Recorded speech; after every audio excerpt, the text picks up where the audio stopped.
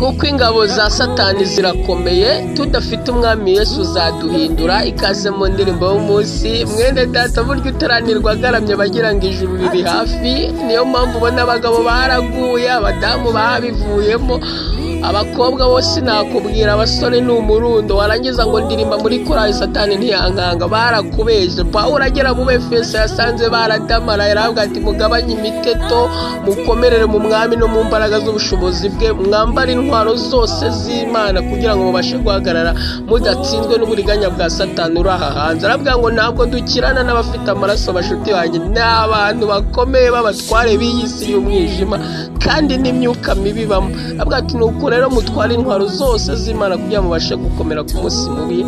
Niyo mpamvu nkubwira ngo nawe wikomeze ku rutare, ukomere ku mwami. N'ibitabo by'ubutaha nawe tuzakuvuga ibyo wavuze abandi, ariko nkwifurije gukomera. Nicyo cyatumye Daniel avuga ngo ariko abazi Imana yabo, baba abasore, baba abakobwa, baba abagore cyangwa abagabo, bapfa kuba bazi Imana yabo bazakomera byanga bikunda, kandi bazakora iby'ubutwari. Icyampa ngo ukamenya kwikomeza ku mwami muri iki gihe.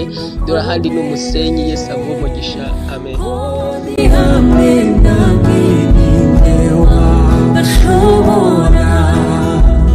Nubwo